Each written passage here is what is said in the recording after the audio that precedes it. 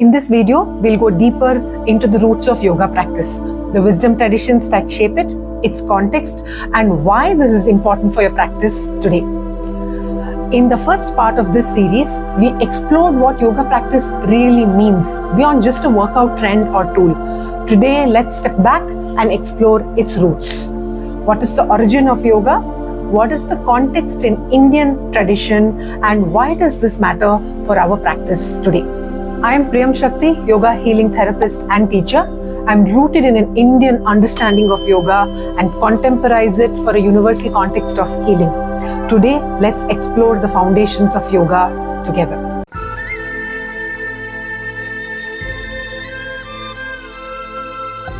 Moving on, first, the ancient roots of yoga are well known today, yes? Yoga is not 200 years old or even 2000 years old. Its roots go back more than 5,000 years to the Vedas and Upanishads. However, I'm not going to get into the chronological history of yoga here. That's not within our current scope. Yoga is one of the 6 Vedic darshanas of Indian philosophy. At its core, yoga has always been described in 2 ways. One, as a union, uniting this Jivatma, this human self with the Paramatma, the divine self. And 2, as a practice of meditation and concentration. So the Bhagavad Gita is a text which talks mostly and primarily about the first description, which is as this union, as seeking the divine within us. But it also has full chapters describing and talking about yoga as a practice of meditation. Yes, these are primarily the 6th and 12th chapters in Bhagavad Gita. The Patanjali's Yoga Sutra is the text of, that is, it deals with yoga as a psychology and as philosophy.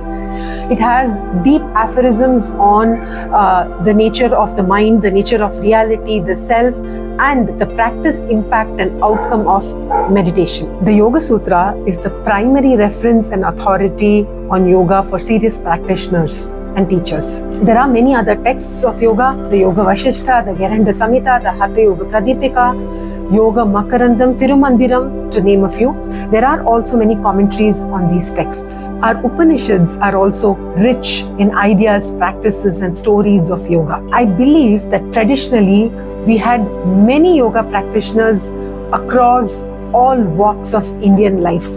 In fact, one could be a king or a saint or a householder, but I believe that most of them, if not all, did yoga practice in one way or the other. We will talk about this more when we speak of context. So many of these were also teachers, yoga teachers and gurus. Patanjali is the foremost, and we regard him as the incarnation of Adisesha. I believe that this land has had yoga teaching, learning and practice throughout history uninterruptedly.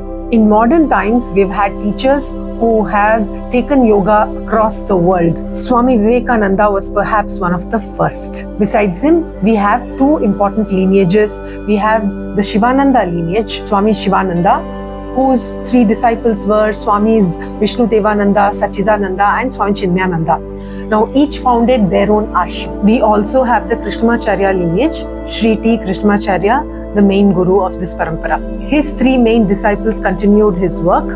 2 of them started their own schools, carrying their own strands forward, Pattabhi Joyce and B.K.S. Iyengar. His son, Sri T.K. Desikachar, continued his father's lineage, the Krishnamacharya Desikachar tradition.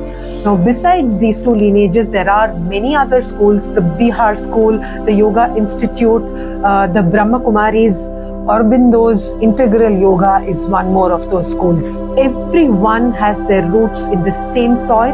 The taproot is the same, no matter what the different trees and fruits. It is important to go back to the roots. The stronger our roots are, the stronger we stand.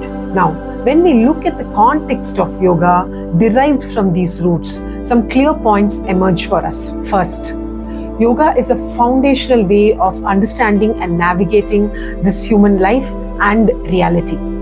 It is a way in which the practitioner is having an ongoing conversation with her humanness, with human condition and existence. And while doing this, she is starting to learn to meet the divinity within.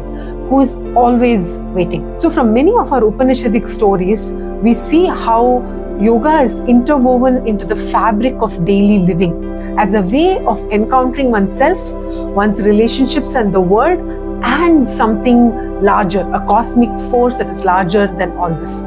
So the fundamental context and question of yoga practice is, who am I? Second point is that when I ask the question, who am I? Obviously, the grounding factor here is I am my body. It is the basic reality of being human. The role of the body in this ancient context is to encounter suffering as a basic reality of being human and overcoming that suffering and finding the joy, the love and the beauty of life. Asana practice is located here as a means of working with the body as an instrument of this search. Asana is also dealt with accordingly in all the texts. In Patanjali's Yoga Sutra, there are 2 direct sutras that mention asana, that talk about asana directly, and there are a few more in all of 4 chapters. There are a few more that speak of asanas in a derivative way, indirectly pointing to outcomes or leading to. Asana is a given, but it is not all. Third point, there are 4 paths of yoga that tradition speaks of. One is the Bhakti Yoga, which is the path of devotion, Karma Yoga, the path of action, Jnana Yoga, the path of wisdom, and Raja Yoga, the path of meditation. An important point here is that all of this movement of asana practice, of all the practices of yoga really, is the movement towards Sattva Gunam, allowing this to rise and allowing tamas and rajas to subside and align in the overall direction of yoga. The third question for today is, why does this context matter? Why do we need to look at these roots for our practice today? Perhaps it's already obvious to derive this from the roots and context, but let's spell it out here. First, it's very obvious that yoga is not confined to the mat. It is a practice, it is the art and science of coming home to oneself, of going deeper into oneself and showing up in the world with authenticity, with your realest possible self. The body here is a sacred medium of preparing to move into those deeper states of the self and allow the body to be the channel it is for prana to move in all of its joy. This direction and movement of yoga practice, starting from individual conditions and therapeutic interventions, and moving on to encountering the self in deeper and deeper states of awareness, this is really something to be dealt with independently. It's an exploration of its own. You will find that somatic healing, mental and emotional wellness practices, psychotherapeutic interventions and transformation, and all of energy dynamics are all contained in this journey. All these therapies and healing and wellness streams by these names, they all have their own grammar, modality, their own impact for sure. I'm not discounting any of that. They're all very important. I have many friends who are pursuing many of these streams and doing very well in terms of impact. However, my claim is that a yoga journey and practice true to its name will necessarily encounter and move through all these spaces in its own unique, distinct grammar and structure. So when the role of the body is given its right space and importance in this way, it becomes a true yoga practice moving in the sure direction of healing and transformation inside out. Yoga and its metaphysical, material reality come into play here. Yoga's sister philosophies, Ayurveda and Sankhya, are essential studies for serious practitioners and teachers to understand how the body works. What does it mean to be healthy, and when and how dis-ease and disharmony set in, and how to find one's way back into health. And this is at all levels: physical, physiological, mental and emotional, psychological and energetic. Ayurvedic anatomy and Sankhya's evolution principles lay out for us extremely sophisticated and intricate maps on how to work with the human body, mind and spirit. When we are able to connect to the roots of yoga practice and place it in its rightful context, then all our postures, all our breath work come from real depth. Meditation is not an escape, but a way to live fully in the present.